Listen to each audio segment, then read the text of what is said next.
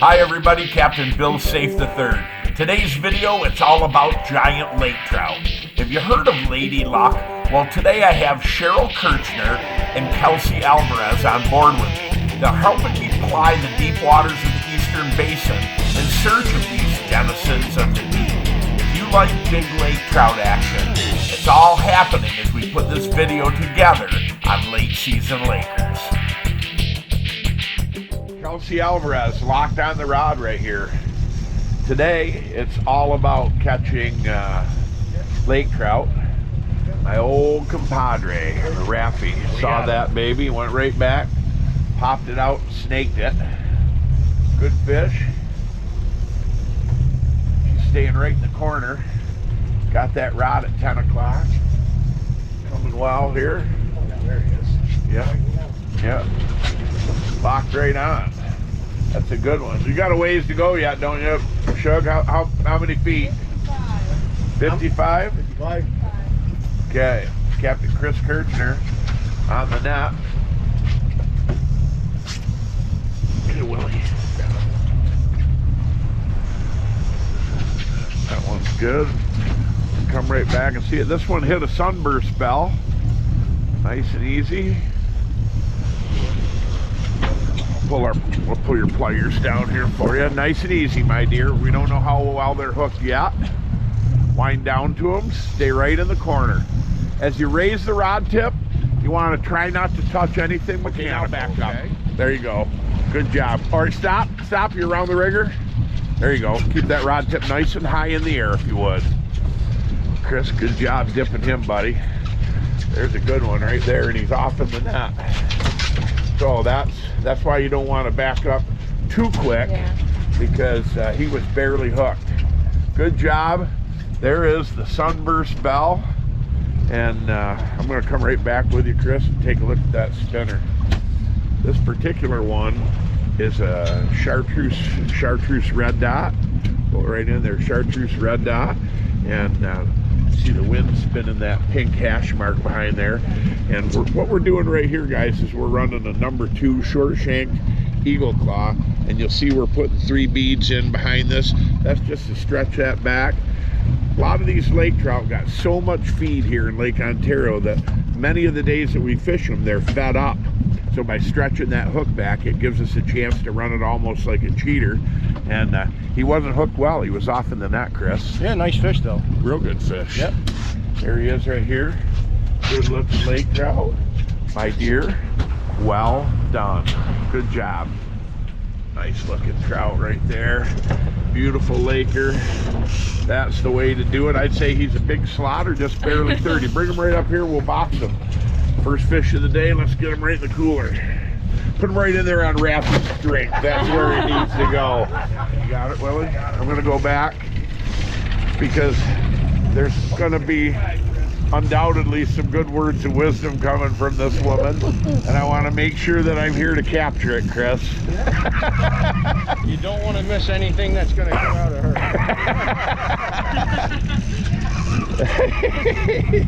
There we go. How's it feeling, my dear? I don't want it popping off. No, don't worry about that. Rafferty set the hook. There's not even a chance that fish is going to go away. You're cocked, locked, and ready to rock, Doc. Yeah, just take your time.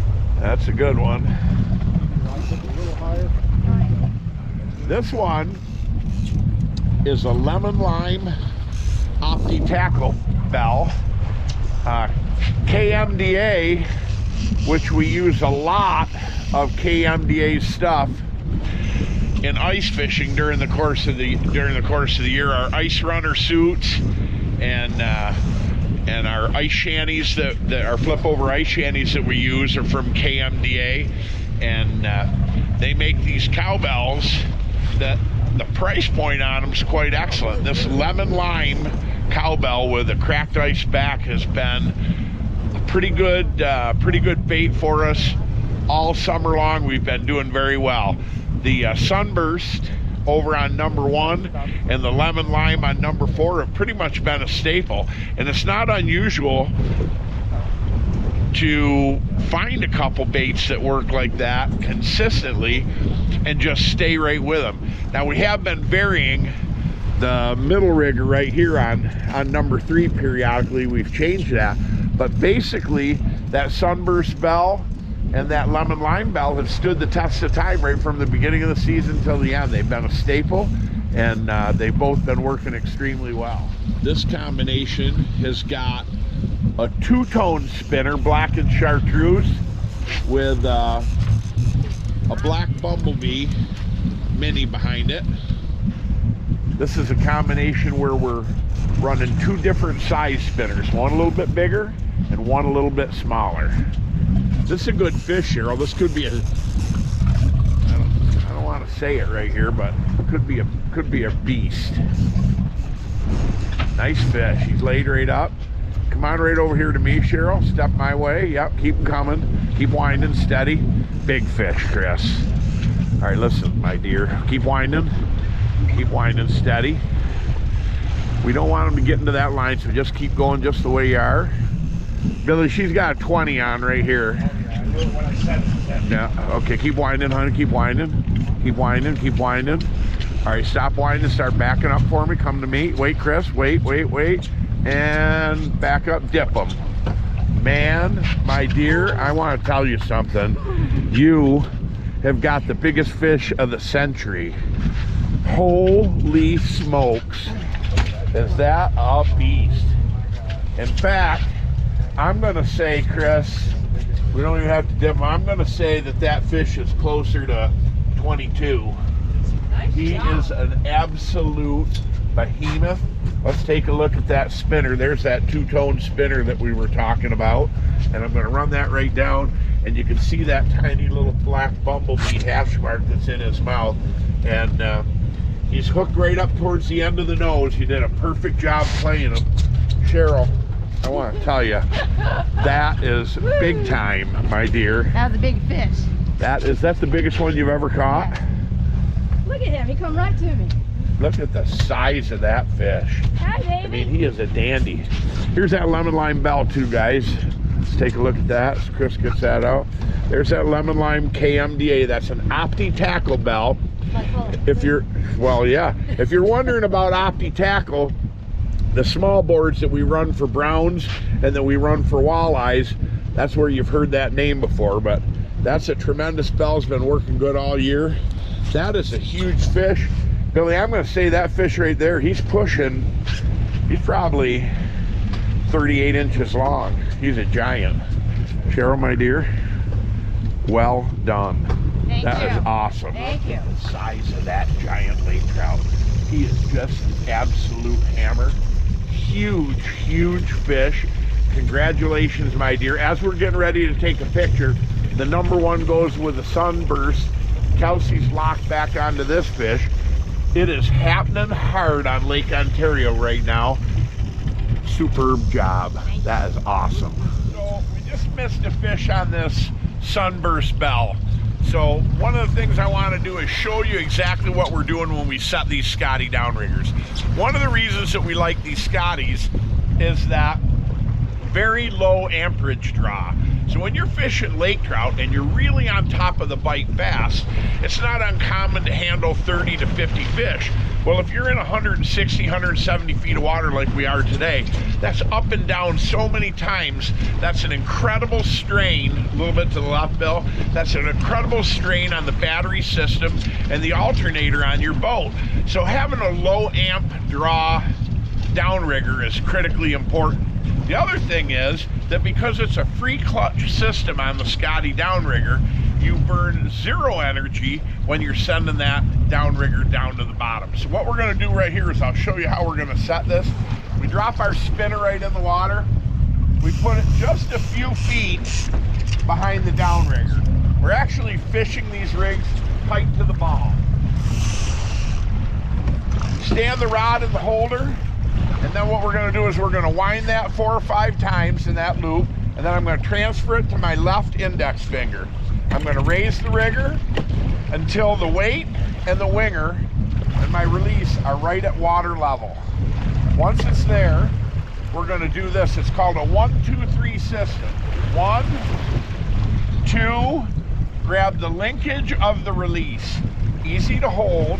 On that release is a toggle pin right here that pinches on that black's release. We put that in the loop of the line, pinch it into position. 1, 2, 3, and the rigger goes back into the water gently. It's nice and easy, there's no bouncing. Now, if you take a look at this rigger on top, I'm gonna open the lid right up and we'll take a look at it. This is what it's comprised of. A counter, a drive that's on the motor, and a belt-driven circuit that goes around this wheel, which retrieves all of your cables. So it's a very simple system. So once it's in position, all we do is grab this lever, and as we pull the lever back, the weight goes down. And the further you pull it back, the faster the weight free falls. We want to hold it at a moderate pace going down.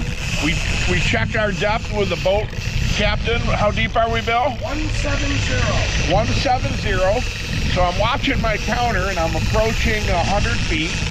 As we get down, we can lower it kind of quick, but as we get close to the bottom, 170 feet, you can see I'm riding the drag. As we get close to the bottom, I slow the approach down. I move the lever forward. We just hit bottom right there. Now I push that green button. I raise the rigger 2 feet. I've held good pressure all the way down. Now it only takes 1 or 2 cranks to tighten that completely into the set position, and we move it into the rod holder. The other thing that's nice about these Scotties is everything comes inclusive in a package. What I'm fishing with right now is called a Pro Pack 1116, 1116. That's what you want. A little bit to the left, Bill. And what's nice about it, it comes with a base, it comes with a swivel, it comes with a 5-foot arm, and it comes with 2 rod holders that are completely adjustable. You loosen these tension screws and you can maneuver those rod holders in any direction so that we keep everything uniform on the boat. If you sit in the captain's seat and you look at the back of my boat, all the rod holders are angled in a particular pattern. And Scotty, because they develop everything and keep everything in one neat package for the fishermen, it makes it easy to quickly mount those on the boat and get them exactly where you need them to be. Number 4, got one going right here, Chris. Billy saw it bumping. There.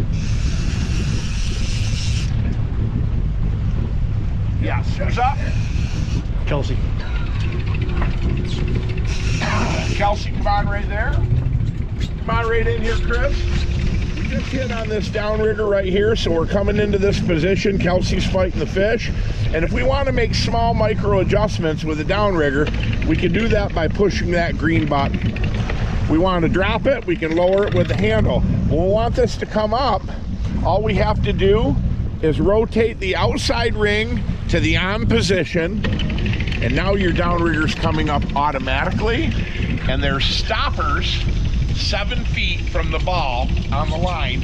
As that comes in, it trips that release and it shuts the downrigger off before your downrigger ball and your release breaks the surface of the water. It's a handy system. It works flawlessly. And if you're gonna catch a big lake trout on a regular basis, this is absolutely the type of downrigger that you need to be running. Come to the left, Bill. All right, come to the left. You're gonna grab the net there, Chris? She says she's got color right here. Here comes Kelsey. Locked on. Nice fish, my dear, nice fish. Wind down. There's a big over 30 right there, back right up. Get him, buddy. Let it right in. Nice job, my dear. Run the ass end of that net right out that way. Perfect. Big fish, Kelsey. Beauty. Beauty. Right off in the end, right in the end of the nose. That's the MO so far today, Chris. Yes, it is. Good thing we're pushing those hooks back just a little bit. One mistake today and they're gone. Yeah, for sure. You want to hold that, my dear? We'll get that net up and then we'll get a super picture of you. Look at the size of that guy. There's a big over 30 trout right there. He's a dandy. Late season lake trout fishing here on Lake Ontario is fantastic. We try to, oh yeah, there she goes. Oh. All right, holy smokes. I think I got him. it's, I think there's a possibility that I could be fishing with a criminal element today. That's her favorite part. Step right into that corner for me. Oh yeah. Look at the size of that big beast. He is a hammer. She knows how to pose a fish. Who taught you that? Chris. Chris? Yeah. Oh, that a girl. That is a dandy. What a smasher. Good job, my dear. Kelsey Alvarez locked right up. We thought we saw that number 4 rod wiggle there a little bit, my dear, and I went down to drop it to see if I could touch bottom, and it went off right in my hand and it's loaded up with another heavy fish. So, Chris, why don't you explain to everybody that's watching this video today here on YouTube exactly what we're trying to do with this setup and these rods? Well, maintaining bottom is critical when you're lake trout fishing. We're lowering our bait down until the downrigger ball touches bottom, and we let that settle in for 10-15 seconds, and then bump it a second time, which enables us to see the amount of cable that we've got out over our depth. It kind of dials us right in on our speed. Right, and then usually by the time we go back and we bounce a third time, we know that we're right there. Yeah, so you're within. We'll hit, and then we'll raise that rigger up about 2 feet. If you drag it on the bottom, the problem with the baits coming along behind it is that Lake Ontario, many of the Great Lakes, are littered with zebra mussels and quagga mussels on the bottom, and you'll foul up the hooks on your plugs, and then it kind of renders your trolling setup useless. But if you control it just a foot or two off bottom, that works great. Keep winding, my dear. Keep winding, keep winding. Don't back up yet. Keep winding. Lower and wind down. There you go. Now you got it through. Okay, now raise your rod tip. Back up, back up. Get him, Chris. Got him. All right. There's a little bead chain on the end of that, Kelsey. Yeah. And sometimes if you lower the rod tip and then wind, it'll get through there. Yeah, another big over 30 trout. That hit, we had just caught a fish on that lemon lime Opti-Tackle bell, and this fish came right back and hit it. Do you wanna do the honors again on that one, Kelsey? Yep. All right, go ahead, my dear. I hate to get in the way of a woman who's on a mission. Okay, nice and easy. There you go. One more time. There you go. Perfect. I wouldn't want to be tongue. There he is. Nice trout. Beautiful fish. Where's that one hooked, Chris? Oh, he's down in the first gill raker there. Down in there a little bit. Yeah, there's Kelsey's fish. That's a dandy. He is a big trout. We're onto some good trout right here. Absolutely. Action's quick. Yeah, and just to the outside, I'm looking over your shoulder. Way out here in the distance is the old man, and he was here for about 30 minutes before we got. That coordination between boats in our fleet is critical for getting it onto big fish and staying on them. He called us right in on him. Yeah, nice fish for sure. A nice fish indeed. I'd like to thank Cheryl Kerchner and Kelsey Alvarez for bringing some lady luck to the back deck of the charter boat today. I hope you enjoyed the tips on Scotty downriggers and how to rig them for these big trout, and also our tips on the Opti-Tackle cowbells and the Yakima spinning glows that we run to chase these deep water fish. I hope you'll join me again here next time. Thanks for watching.